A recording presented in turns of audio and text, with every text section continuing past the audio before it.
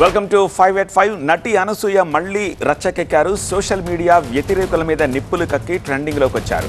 ట్రోలర్ల సొసైటీని సంస్కరించడానికి ఎందాకైనా వెళ్తానని శపథం చేస్తున్నారు. అనసూయ వాయిస్ మళ్ళీ ఎందుకు వైరల్ అవుతున్నట్టు చూద్దాం. ఇంగ్లీష్ భాషలో తనకు నచ్చని ఒకే ఒక్క పదం ఆంటీ అని చెప్పకనే చెప్తున్నారు ఫైర్ బ్రాండ్ అనసూయ.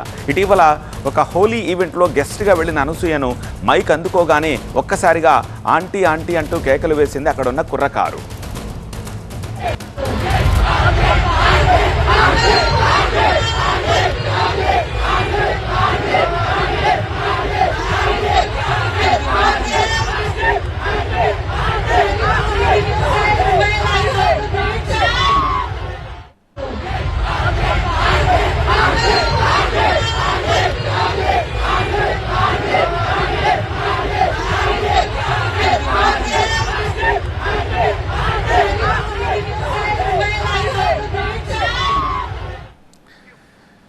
కాసేపు అసహనానికి గురైన ఫ్రస్ట్రేషన్ బయట కనిపించకుండా జాగ్రత్త పడ్డారు అనసూయ.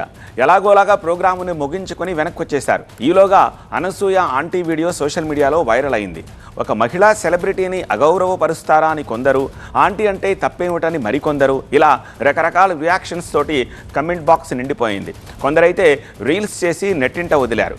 గతంలో కూడా అనసూయను సోషల్ మీడియాలో ఆంటీ అని సంబోధించడం పెద్ద రచ్చకే దారితీసింది. వయస్సును ఉద్దేశించి పిలవడం సరైంది కాదని నీతులు చెప్పినా ట్రోలింగ్ కొనసాగింది. ఇప్పుడు అదే ఆంటీ సౌండ్ డైరెక్ట్గా వినాల్సి రావడం అనసూయను కాస్త ఇబ్బంది పెట్టినట్టుంది.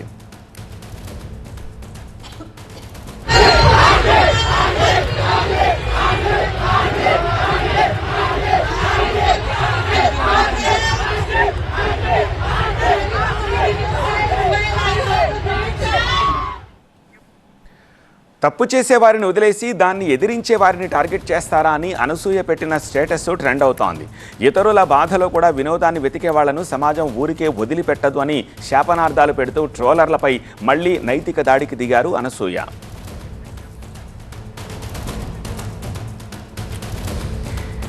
ఈ ఇష్యూపై మా ప్రతినిధి రంజిత్ మరింత సమాచారం అందించేందుకు సిద్ధంగా ఉన్నారు. రంజిత్, అనసూయ ఆంటీ వివాదం అప్డేట్స్ ఏంటి? ట్రోలర్లపై లీగల్ ఫైట్ చేసే ఉద్దేశం ఏమైనా ఉందా అనసూయకు? గతంలో కూడా తనని వేధిస్తున్నారంటూ యూట్యూబర్లపై ఆమె కేసులు పెట్టారు కదా, సో ఈసారి రెడీ టు యాక్షన్ అంటారా లేక ఇక్కడితో వదిలేస్తారా?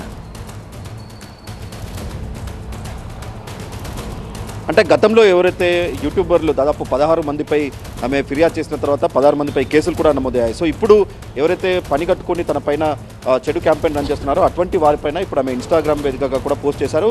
సో ఫర్దర్గా ఆమె ఇంకా ఈ పోస్ట్ తోటే వదిలిపెడుతుందా లేదంటే ఇంకా ఫర్దర్గా వారిపైన మన ఫిర్యాదు లాంటివి చేస్తారనేది కూడా చూడాల్సి ఉంది. అయితే ఆ రోజు హోలీ ఈవెంట్ జరుగుతున్నటువంటి క్రమంలో కూడా ఆ రోజు ఎంత తనని రెచ్చగొట్టేటువంటి ప్రయత్నాలు చేసినా కానీ ఆ రోజు సంయమనంతో ఉన్నాను. కానీ ఎవరైతే కొంతమంది ఉద్దేశపూర్వకంగా అదంతా కూడా రికార్డ్ చేసి సోషల్ మీడియా ప్లాట్ఫామ్స్లో పెట్టి కూడా ఒక క్యాంపెయిన్ లాంటిది చేస్తున్నారు. ఇదంతా కూడా ఒక ఉద్దేశపూర్వకంగా జరుగుతుందనేది చెప్తున్నారు. అక్కడ జరుగుతున్నటువంటి ఈ హోలీ ఈవెంట్ సందర్భంగా కూడా తనను ఎంతగానో అక్కడ ఇబ్బంది పెట్టినా కానీ కూడా ఆ రోజు ఎలాంటి తను అభ్యంతరం కూడా చెప్పలేదు. కానీ అలాంటి వీడియోలను తీసుకొని సోషల్ మీడియాలో దాన్ని షేర్ చేయడం కావచ్చు, ఇతరుల బాధల్లో దాన్ని ఆనందం తీసుకోవడం కావచ్చు, ఇలాంటివి కూడా సమాజం హర్షించద్దు, ఇటువంటి వాటిపైన అందరు ఖండించాల్సిందంటూ కూడా ఆమె పోస్ట్ చేశారు. సో ఇప్పుడు గతంలో ఎవరైతే ఇదే రకంగా యూట్యూబర్ల ఆమెపై దీనికి సంబంధించి కొంత వీడియోలు చేసి అప్లోడ్ చేశారో సో అలాంటి వ్యక్తులపై కూడా ఆమె కంప్లైంట్ చేసిన ఆధారంగా కూడా పోలీసులు కేసులు కూడా నమోదు చేశారు. సో ఇప్పుడు జరిగినటువంటి ఈ వివాదంలో ఆంటీ వివాదానికి సంబంధించిన ఆడిషన్లో ఫర్దర్గా అనసూయ ఏం చేయబోతుంది? ఈ ఇన్స్టాగ్రామ్ వేదికగా కూడా కొంత ఎవరు కూడా ఇలాంటివి సమర్థించవద్దు, ఇలాంటి వాటిపైన ఖచ్చితంగా అంటే తనపైన ఒక ఉద్దేశపూర్వకంగా జరుగుతున్నటువంటి క్యాంపెయిన్ కాబట్టి ఇలాంటి వాటికి అందరు కూడా రెస్పాండ్ అవ్వాలి. ఒక బాడీ షేమింగ్ లాంటిది ఇక్కడ చేస్తున్నారు కాబట్టి ఇలాంటి వాటి జరగకుండా ఉండాలంటే ఖచ్చితంగా అందరు కూడా రెస్పాండ్ అవ్వాల్సిందే అంటూ కూడా ఆమె పోస్ట్ చేసిన పరిస్థితి ఉంది. సో ఇప్పుడు ఫిర్యాదు ఇప్పుడు కేవలం సోషల్ మీడియా ప్లాట్ఫామ్గా కూడా ఆమె ఇన్స్టాగ్రామ్లో ఒక పోస్ట్ పెట్టి జరుగుతున్నటువంటి పరిణామాలపై స్పందించింది. కానీ ఇప్పుడు ఏదైతే ఈ ఉద్దేశపూర్వకంగా జరుగుతున్నటువంటి ట్రోల్స్ వెనకాల వారందరినీ కూడా, ఎందుకంటే హోలీ ఈవెంట్ అటెండ్ అయినటువంటి క్రమంలో ఎవరైతే గ్రూప్ ఆఫ్ పీపుల్ ఇలాంటి స్లోగన్ చేశారో వాళ్ళందరినీ ఐడెంటిఫై చేసి వాళ్ళపైన ఏమైనా చర్యలు తీసుకుంటుందా లేదంటే ఈ పోస్ట్ వరకు మేము పరిమితం అవుతుందా అనేది కూడా చూడాల్సి ఉంది. రైట్ రంజిత్. అండర్-16 సోషల్ మీడియా బ్యాన్ పై సీరియస్ వర్క్ నడుస్తోంది. మొన్నటిదాకా కేవలం ఏపీ మాత్రమే అనుకున్నాం, కానీ కర్ణాటక కూడా ఇప్పుడు ఆ లిస్టులో చేరిపోయింది. ఒకే రోజు 2 రాష్ట్రాల ముఖ్యమంత్రులు ఈ అండర్-16 సోషల్ మీడియా నిషేధంపై మాట్లాడడం, త్వరలో మంచి ఫలితాలు సాధిస్తామనడం చర్చనీయాంశమైంది. మితిమీరిన స్మార్ట్ ఫోన్ వాడకంతో చిన్నారుల్లో ఎన్నో రకాల మానసిక శారీరక ఇబ్బందులు వస్తాయి అంటోంది కర్ణాటక ప్రభుత్వం. ఫోన్ లేనిదే ముద్ద దిగే పరిస్థితి లేదని, పిల్లలపై ప్రతికూల ప్రభావాన్ని నివారించేందుకే 16 ఏళ్లలోపు వారికి సోషల్ మీడియాను బ్యాన్ చేస్తున్నట్టు ప్రకటించారు సీఎం సిద్ధరామయ్య. ఇవాల్టి నిర్ణయం పిల్లల భవిష్యత్తుకు ఎంతో ఉపయోగపడుతుందన్నారు. ఇక ఏపీ విషయానికి వస్తే ఇప్పటికే పార్లమెంట్లో ప్రైవేట్ మెంబర్ బిల్లు పెట్టారు టీడీపీ ఎంపీ లావు శ్రీకృష్ణదేవరాయలు. మంత్రి లోకేష్ కూడా ప్రత్యేక చొరవ తీసుకున్నారు కూడా. అండర్-16 బ్యాన్ దిశగా వెళ్తున్నామని పలుమార్లు తెలిపిన సీఎం చంద్రబాబు ఇవాల్టి అసెంబ్లీలోనూ ప్రత్యేకంగా సోషల్ మీడియాపై ప్రస్తావించారు. బ్యాన్ 13 ఇయర్స్ లోపా లేదంటే 16 ఏళ్ల లోపా అన్నది చర్చిస్తున్నామన్నారు. అధికారులు పూర్తి స్థాయిలో స్టడీ చేస్తున్నట్టు తెలిపారు. అయితే ఈ అండర్-16 బ్యాన్ దేశవ్యాప్తంగా జరగాలని ఎన్నో వాదనలు వినిపిస్తున్నాయి. ఇటీవల ఐటీ మినిస్టర్ గారు కొత్త ప్రోగ్రాం అంటే 13 సంవత్సరాలు వయసు లోపల ఉండే వాళ్ళకి సోషల్ మీడియా బ్యాన్ చేస్తే బాగుంటుందని ఒక సూచన వచ్చింది. తప్పకుండా తొందరలోనే 90 డేస్లో 13 సంవత్సరాల లోపల ఉండేవాళ్ళు సోషల్ మీడియాకు అందుబాటు లేకుండా చేసే కార్యక్రమానికి శ్రీకారం చుడతాం. 13, 16 సంవత్సరాలు చర్చ చేస్తున్నాం. అందరూ ఒప్పుకుంటే దాన్ని కూడా ఏం చేయాలని ఆలోచిద్దాం. అల్టిమేట్గా సోషల్ మీడియా వల్ల మన పిల్లలు నష్టపోవడానికి వీలు లేదు. దానికి ప్రభుత్వం కట్టుబడి ఉంటుందని మరొకసారి మీ ద్వారా రాష్ట్ర ప్రజానికానికి విజ్ఞప్తి చేస్తున్నాను. అయితే ఈ అండర్-16 బ్యాన్ దేశవ్యాప్తంగా జరగాలని ఎన్నో వాదనలు వినిపించినా అది సాధ్యపడట్లేదు. మరి రాష్ట్రాలకు ఎలా సాధ్యమవుతుంది? చాలా మంది ఫేక్ ఏజ్, ఫేక్ ప్రొఫైల్స్ తో సోషల్ మీడియాను తెగ వాడేస్తున్నారు. మరి వాళ్ళ సంగతి ఏంటి? అండర్-16లో 80% మంది తమ పేరెంట్స్ ఫోన్లే వాడుతున్నారు. మరి వాళ్ళని గుర్తించడం ఎలా, కట్టడి చేయడం ఎలా?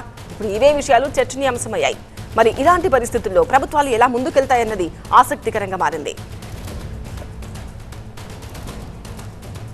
ప్రతినిధి గోపీకృష్ణతో మాట్లాడదాం. గోపీకృష్ణ, అండర్-16, అండర్-13 లోపు ఉన్న వాళ్ళకి ఎలా బ్యాన్ చేయబోతున్నారు? దానికోసం ఎలాంటి ప్లాన్ రూపొందించబోతున్నారు? ఎస్పెషల్లీ మన ఏపీలో ఏ అధికారులు దీని మీద వర్క్ చేయబోతున్నారు? ఎస్ సార్, రాష్ట్ర ప్రభుత్వాల వారీగా ప్రభుత్వాలు ఈ 16 ఏళ్లలోపు 13 ఏళ్లలోపు వారికి సామాజిక మాధ్యమాల వినియోగం పైన నిషేధం అంశాన్ని ఇటు అమలు చేయాలని చెప్పి భావిస్తున్నాయి. ఈరోజు కర్ణాటక అలాగే ఆంధ్రప్రదేశ్ ముఖ్యమంత్రులు కూడా అదే అంశాన్ని స్పష్టం చేశారు. దీనికి సంబంధించి త్వరలోనే విధి విధానాలు, మార్గదర్శకాలను ఖరారు చేయబోతున్నట్లుగా ఏపీ సీఎం చంద్రబాబు తెలిపారు. అలాగే గతంలో చెన్నై హైకోర్టు కూడా ఈ అంశాన్ని పరిశీలించాలి, పిన్న వయస్కుల మీద సామాజిక మాధ్యమాల ప్రభావాన్ని తగ్గించేందుకు, దీన్ని నియంత్రించేందుకు చర్యలు చేపట్టాలని కేంద్ర ప్రభుత్వానికి కొన్ని సూచనలు కూడా చేయడం జరిగింది. సో ఈ నేపథ్యంలోనే కేంద్ర ప్రభుత్వం కూడా, కేంద్ర ఐటీ టెలికమ్యూనికేషన్స్ మంత్రిత్వ శాఖ కూడా దీనికి సంబంధించి దృష్టి సారించడం జరిగింది. సామాజిక మాధ్యమాల అధినేతలతో, ముఖ్యంగా ఆయా ప్లాట్ఫామ్స్తో ఇటు కేంద్ర మంత్రిత్వ శాఖ చర్చలు జరుపుతోంది. పూర్తి స్థాయిలో నిషేధం సాధ్యమైన, ముఖ్యంగా కొన్ని రాష్ట్రాల్లో ఇప్పటికే బెట్టింగ్ యాప్స్ పైన నిషేధం ఉంది. ముఖ్యంగా ఇటు ఫోన్లలో పేకాట ఆడడం, ఇటువంటి ఆటలకు సంబంధించి కొన్ని రాష్ట్రాల్లో పూర్తి స్థాయిలో బ్యాన్ ఉంది. అదే తరహాలో ఇప్పుడు రాష్ట్ర ప్రభుత్వాలు కూడా సామాజిక మాధ్యమాలని పిల్లల వయస్కులు, ముఖ్యంగా తల్లిదండ్రుల ఫోన్లోనే ఎక్కువగా వాడుతున్నారు. ఇప్పటికీ సామాజిక మాధ్యమాలు, సోషల్ మీడియా ప్లాట్ఫామ్స్ కూడా ఏజ్కి సంబంధించి కాలం అడుగుతుంది రిజిస్టర్ చేసుకునే సమయంలో. సో దాన్ని తప్పుగా మెన్షన్ చేసి మరీ దాన్ని వినియోగిస్తున్న పరిస్థితి ఉంది. ప్రస్తుతం ఈ చర్చకు రావడానికి కారణం పిల్లల్లో మానసిక ముఖ్యంగా సమస్యలు, అలాగే ఫోన్లకి, సామాజిక మాధ్యమాలకి ఎడిక్ట్ అవ్వడం, ఇటు కొంత డేంజరస్ కంటెంట్ కూడా పిల్లల దృష్టిలో పడడం.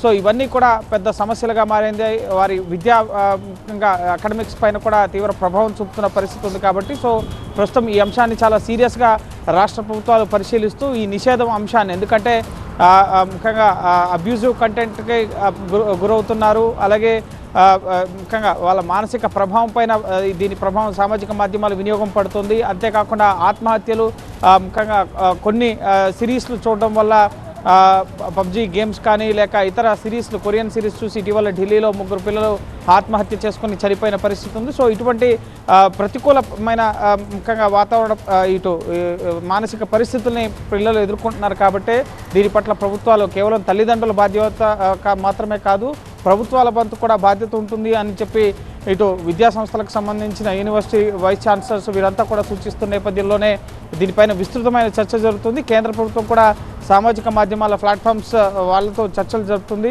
దీనికి సంబంధించి ఎటువంటి ఆంక్షలు, ఎటువంటి నియంత్రణ చర్యలు తీసుకురావాలి, తల్లిదండ్రుల ఫోన్లలోనే పిల్లలు వాడుతున్నారు కాబట్టి సో దానికి ఎటువంటి గైడ్లైన్స్ తీసుకురావాలి, అలాగే అబ్యూజివ్ కంటెంట్కి సంబంధించి పిల్లల దృష్టిలోకి రాకుండా ఉండేందుకు సామాజిక మాధ్యమాలకు ఎటువంటి డైరెక్షన్స్ ఇవ్వాలి, ఇటువంటి అనేక కోణాల్లో కేంద్ర ప్రభుత్వం ఆలోచన జరుపుతుంది. ఇప్పటికే టీడీపీ ఎంపీ లావు శ్రీకృష్ణదేవరాయలు ఒక ప్రైవేట్ మెంబర్ బిల్ మూవ్ చేయడానికి సిద్ధమయ్యారు. దానికి సంబంధించి ఒక హైపవర్డ్ కమిటీ ఏర్పాటు చేసి విధి విధానాలు మార్గదర్శకాలు ఏర్పాటు చేయాలని చెప్పి కేంద్ర ఐటీ మంత్రిని అశ్విని వైష్ణవ్ కోరడం జరిగింది. సో కేంద్ర ఐటీ శాఖ కూడా దీనిపైన దృష్టి సారించడం జరిగింది. త్వరలోనే ఈ పిల్లలకు సంబంధించి, ఎందుకంటే ఇప్పటికే ఆస్ట్రేలియాలో అమలు చేస్తున్నారు, యూకే, ఫ్రాన్స్, కెనడా, జర్మనీ ఇటువంటి దేశాలు కూడా ఈ సామాజిక మాధ్యమాలని 16 ఏళ్లలోపు వాళ్ళు వినియోగించే అంశానికి సంబంధించి నియంత్రణ చర్యలు ఏం తీసుకోవాలి అనే అంశాలకు సంబంధించి దృష్టి సారించడం జరిగింది. ఇది కేవలం రాష్ట్రాల వరకు కాదు, గ్లోబల్ స్థాయిలో పిల్లల భవిష్యత్తు, వాళ్ళ యొక్క మానసిక స్థితిపైన ప్రభావం చూపిస్తుంది. ఒక వ్యసనంలా ఫోన్ మాట్లాడడం, ఫోన్ చూడడం అనేది మారిపోతుంది. కాబట్టి సో ఖచ్చితంగా ఈ నియంత్రణ చర్యల్ని తల్లిదండ్రులు కూడా పాటిస్తారు, ఆ దిశగా చర్యలు తీసుకుంటారని చెప్పి కూడా భావిస్తున్నాం. సో చూడాలి కేంద్ర ప్రభుత్వం ఎటువంటి నిబంధనలు, మార్గదర్శకాలు తీసుకొస్తుంది అనేది. రైట్ గోపి. ఏపీ అసెంబ్లీ నిరవధికంగా వాయిదా పడింది. ద్రవ్య వినిమయ బిల్లు 2026 కి ఏపీ అసెంబ్లీ ఆమోదం తెలిపింది. మొత్తం 15 రోజుల పాటు 72 గంటల 14 నిమిషాల పాటు బడ్జెట్ సమావేశాలు జరిగాయి. సభ్యులు అడిగిన 122 ప్రశ్నలకి సమాధానాలు ఇచ్చారు. బడ్జెట్ పై గవర్నర్ ప్రసంగానికి ధన్యవాదాల తీర్మానం తర్వాత బడ్జెట్లో వివిధ పద్దులపై చర్చ జరిగింది. ఈసారి సమావేశాల్లో 14 బిల్లుల్ని ఆమోదించారు. ఏడాదిన్నరగా ఏపీ రాజకీయాల్లో హాట్ టాపిక్ గా మారిన శ్రీవారి లడ్డూ ప్రసాదం కల్తీ అంశంపై అసెంబ్లీలో స్వల్పకాలిక చర్చ జరిగింది. వైసీపీ నేతలు లడ్డూ కల్తీకి పాల్పడి క్షమాపణలు చెప్పకుండా మండలిలో రాద్ధాంతం చేస్తున్నారని సీఎం చంద్రబాబు అన్నారు. మరోవైపు అసెంబ్లీకి రాకుండా బయట కాపు ఏకీకరణకి వైసీపీ ప్రయత్నాలు చేస్తోంది. అంబటి రాంబాబు ఇంటిపై దాడి ఎపిసోడ్ ని వైసీపీ అస్త్రంగా మార్చుకుంది. అయితే శాసనసభ వేదికగా డిప్యూటీ సీఎం పవన్ మరోసారి కూటమి ఐక్యతా రాగం వినిపించారు. కులం పేరుతో రాజకీయం చేయాలని వైసీపీ ప్రయత్నిస్తోందని, రాష్ట్ర అభివృద్ధి కోసం 15 ఏళ్ల పాటు కూటమి ఐక్యంగా ఉండాలన్నారు. కులాలు, మతాల్ని దాటకపోతే రాష్ట్ర అభివృద్ధి సాధ్యం కాదన్నారు పవన్. ఒక 15 ఏళ్ళు మేము ఈ రాష్ట్రం కోసం ఈ అలయన్స్ ద్వారా మేము పాటుపడతాం. దానికి మేము చిత్తశుద్ధిగా, త్రికరణ శుద్ధిగా, అద్భుతంగా ఉండాలి రాష్ట్రం మనస్ఫూర్తిగా నేను కోరుకున్నాను అధ్యక్ష. ఏ ఒక్క ఎమ్మెల్యే ఈ సభలో అడుగు పెట్టాలన్నా అన్ని కులాలు, అన్ని మతాలు సపోర్ట్ చేయందే, ఎంతో కొంత ఓటు వేయందే ఇక్కడికి రారు. కానీ ఈ మధ్యన పరిస్థితులు ఎలా ఉన్నాయంటే, బయట ప్రత్యేకించి వీళ్ళు చేస్తున్నది, వాళ్ళు ఎలా మాట్లాడుతున్నారంటే ఇష్టం వచ్చినట్టుగా తిట్టేసి కులాల వెనక దాక్కున్నారు. కులాల వెనక దాక్కోవడం కుదరదు. మీరు ఇష్టానికి తిట్టేసి ఇష్టానికి వచ్చి ఏదైనా తిరిగి అంటే మేము కులాల వెనక దాక్కుంటామంటే ఇలాంటి ధోరణి కనుక మనకు ఉంటే ఆంధ్రప్రదేశ్ ప్రజానికం నష్టపోతుంది. నేను చెప్తున్నాను, కులాలు, మతాలు, ప్రాంతాలు దాటకపోతే ఈ రాష్ట్ర ప్రయోజనాలను మనం సాధించలేము. ఇదే అంశానికి సంబంధించి మనకు పూర్తి అప్డేట్స్ అందించడానికి మా ప్రతినిధి ఈశ్వర్ సిద్ధంగా ఉన్నారు. ఈశ్వర్, అసెంబ్లీ సెషన్స్ హైలైట్స్ ఏంటి, ముఖ్యంగా పవన్ కళ్యాణ్ వ్యాఖ్యల్ని ఏ విధంగా చూడాలి, పూర్తి డీటెయిల్స్ ఏంటి? ఎగ్జాక్ట్లీ, అసెంబ్లీ ఈసారి కూడా ప్రతిపక్షం లేకుండానే దాదాపుగా 15 రోజుల పాటు సాగింది. ప్రధానంగా 3,32,000 కోట్ల రూపాయల 3.32 లక్షల కోట్ల రూపాయల బడ్జెట్ అంచనాలతో ఈసారి ఆమోదాన్ని, ఈరోజు ద్రవ్య వినియోగ బిల్లుకి ఆమోదం లభించింది. ఇక రేపటి నుంచి అంటే 2026-27 ఆర్థిక సంవత్సరానికి వినియోగించబోయే ప్రతి పైసాకి సంబంధించి ఎలాంటి ఖర్చు చేయాలన్నా ఇది బడ్జెట్ ఆమోదం తప్పనిసరి. కాబట్టి ఇది ఆ బడ్జెట్ వినియోగ బిల్లుకు సంబంధించి పూర్తిస్థాయి ఆమోదం లభించింది. ఇక దానిపైన పూర్తిస్థాయిలో వచ్చే ఆర్థిక సంవత్సరం ప్రారంభం కాబోతుంది. మరొకవైపు అసెంబ్లీలో ఈసారి రెగ్యులర్గానే ప్రతిపక్షం లేదు కాబట్టి చాలా కీలకమైన అంశాల పట్ల ప్రభుత్వం తన వాదనని చాలా గట్టిగా వినిపించే ప్రయత్నం చేసింది. ప్రధానంగా లడ్డూ వ్యవహారంపైనే ఎక్కువ ఫోకస్ చేసింది. లడ్డూ వ్యవహారంని సంబంధించి ఒక స్టేట్మెంట్ని ఆ ప్రభుత్వం అసెంబ్లీలో వినిపించడం జరిగింది. దానికి సంబంధించి పూర్తి స్థాయిలో అసెంబ్లీలో లడ్డూలో కల్తీ ఎలా జరిగింది, సిట్ రిపోర్ట్ ఏంటి, సిబిఐ నివేదిక ఏంటి, గతంలో ముఖ్యమంత్రి జంతు కొవ్వు కలిసిందని ఎందుకు చెప్పాల్సి వచ్చింది, అప్పట్లో ఎన్డీడీబీ రిపోర్ట్ ఇచ్చిన దాని మీదకే ఎలా చెప్పాల్సి వచ్చింది, కూలంకషంగా మరొకసారి ప్రజలకి వివరించే అవకాశాన్ని అసెంబ్లీ ద్వారా తీసుకుంది ప్రభుత్వం. అదే సమయంలో మరికొన్ని అంశాల మీద, సాధారణంగా అసెంబ్లీలో ప్రతిపక్షం ఉంటే అది మరికొంత ఉత్సాహంగా జరిగేది. కానీ ప్రతిపక్షం లేదు కాబట్టి ఎక్కువగా అసెంబ్లీ లాబీల్లో ఇన్ఫార్మల్ చిట్చాట్లో అనేక అంశాలని మంత్రులు కావచ్చు, ఎమ్మెల్యేలు కావచ్చు మీడియాతో పంచుకున్న నేపథ్యం కనిపించింది. వాస్తవంగా మీడియా ముందు మాట్లాడలేని అనేక అంశాలని చిట్చాట్లో, ఇన్ఫార్మల్ చిట్చాట్ రూపంలో అనేక అంశాలని వెల్లడించడం జరిగింది. వాటిలో ప్రధానంగా ఈరోజు జరిగిన చర్చ సంబంధించి, ఎందుకంటే దేశ రాజకీయాల్లో కొన్ని కీలక మార్పులు జరుగుతున్నాయి.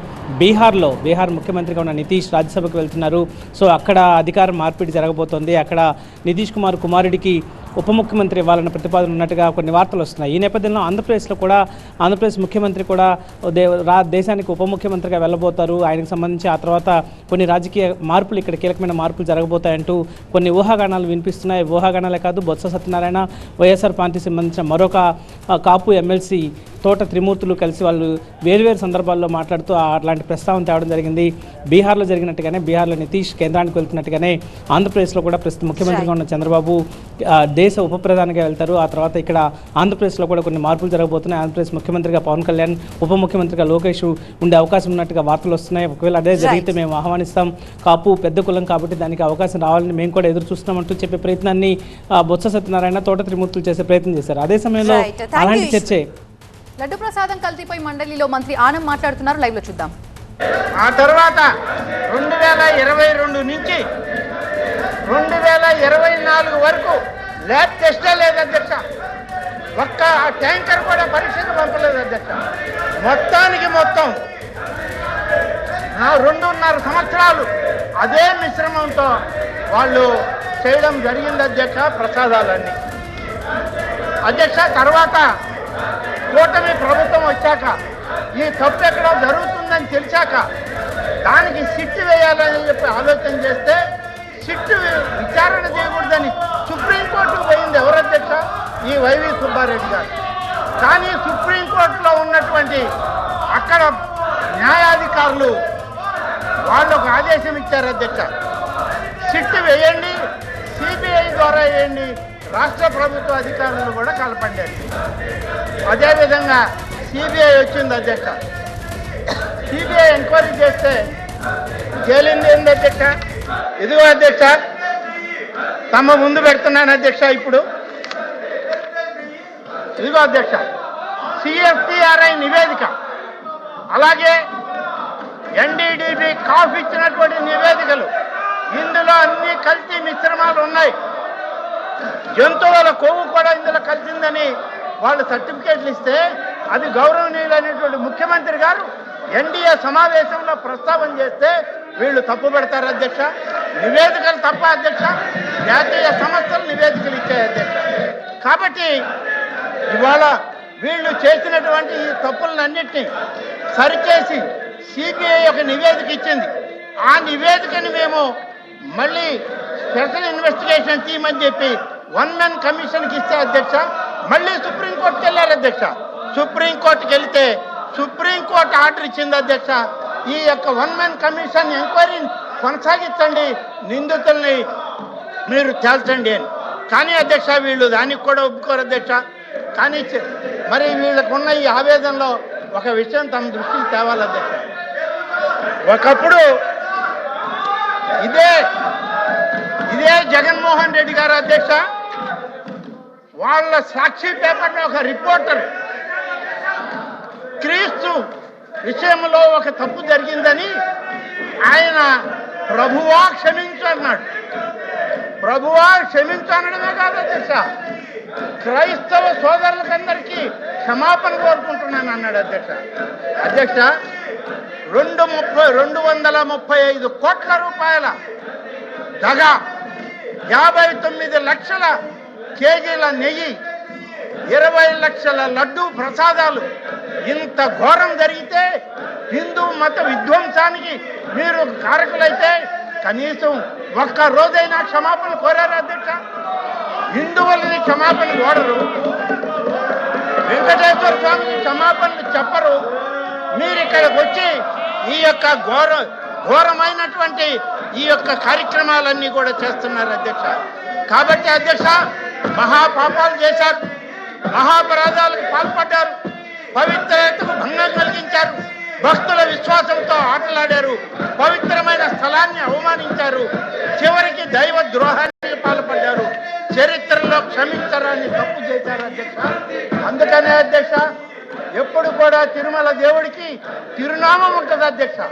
తిరునామంలోని ఆ దేవుడు వీళ్ళ తప్పులన్నింటినీ చూశాడు కాబట్టి, వీళ్ళు అపచారం చేశారు కాబట్టి, మహాపాపం చేశారని ఒకటి పక్కన ఒకటి పెట్టి 11కు పరిమితం చేశారు అధ్యక్ష. ఇది ఆ దేవుడు వీళ్ళ చేసిన ఇంత శిక్ష వేసిన వీళ్ళకి ఇప్పటికీ రాలేదు. వీళ్ళు ఏం మాట్లాడతారు అధ్యక్ష? వీళ్ళ మమ్మల్ని మాట్లాడేది అధ్యక్ష. ఇవాళ మాకు బాధ కలిగింది. ఇవాళ మాకు బాధ కలిగే మొత్తం యావత్ భారతదేశంలో హిందువులందరూ ఇవాళ ఏమి జరుగుతుంది? తిరుమల దేవదేవుడు ఉన్నాడా లేదా? వీళ్ళకి ఇంత శిక్ష పడినా వీళ్ళు ఇంకా బయట తిరిగి మాట్లాడుతున్నారని చెప్పి ఇవాళ మాట్లాడుతూ ఉంటే అధ్యక్ష, మీకు ఒక విషయం చెప్పాలి అధ్యక్ష. ఇవాళ మీ ముందు చెప్తున్నాం అధ్యక్ష. తిరుమలకు వెళ్ళారు అధ్యక్ష ఆనాటి ముఖ్యమంత్రి జగన్మోహన్ రెడ్డి. తిరుమలకు వెళితే ఆయన క్రిస్టియన్ అనే దానికి అందరికీ తెలుసు అధ్యక్ష. క్రిస్టియన్ అని ఒప్పుకుంటాం, తప్పేం లేదు. ఆయన ఆ మతాన్ని స్వీకరించారు. ఇవాళ ఒక క్రిస్టియన్ మతస్థుడు తిరుమలలో వెంకటేశ్వర స్వామి దర్శనానికి వెళ్ళాలంటే అక్కడ ఈ దేవుని పట్ల నాకు విశ్వాసం ఉందని సంతకం చేయాలి. నేను చెయ్యను అని చెప్పి తిరస్కరించి పుస్తకం విసిరేసి వెళ్ళాడు అధ్యక్ష. ఈయన అధ్యక్ష, ఈయన ఈ రాష్ట్ర ముఖ్యమంత్రి, ఈయన హిందువుల ధర్మాన్ని కాపాడేది. ఆయనకి మద్దతుగా వీళ్ళందరూ ఇవాళ మాట్లాడుతున్నారు. వీళ్ళు సిగ్గుపడాలి అధ్యక్ష, వీళ్ళు సిగ్గుపడాలి.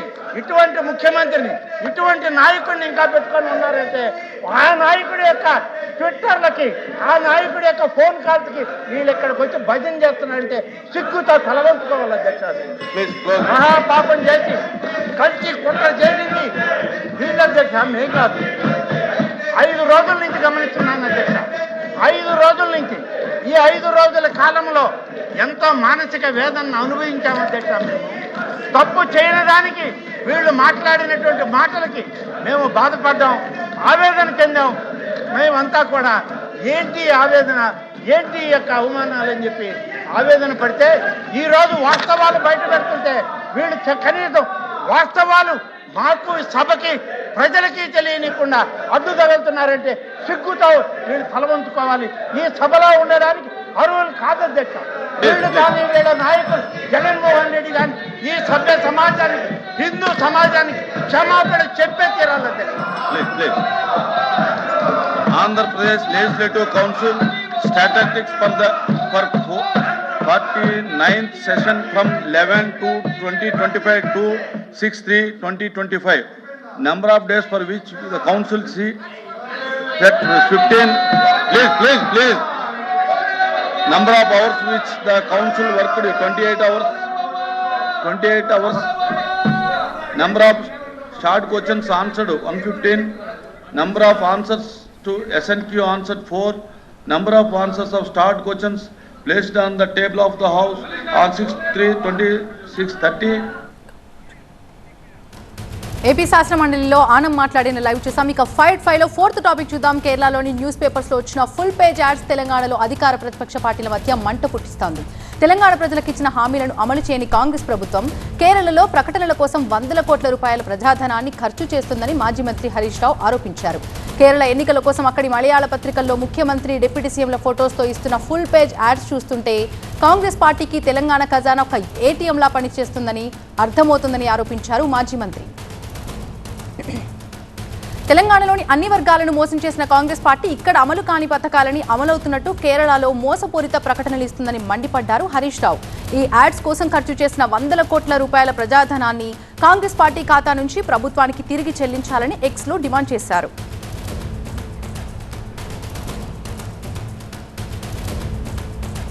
పూర్తి అప్డేట్స్ అందించడానికి మా స్పెషల్ కరెస్పాండెంట్ ప్రభాకర్ లైవ్లో సిద్ధంగా ఉన్నారు. ప్రభాకర్, బీఆర్ఎస్ నేతలు చేసినటువంటి ఈ కమెంట్స్కి కాంగ్రెస్ నేతల నుంచి ఎలాంటి కౌంటర్స్ వస్తున్నాయి?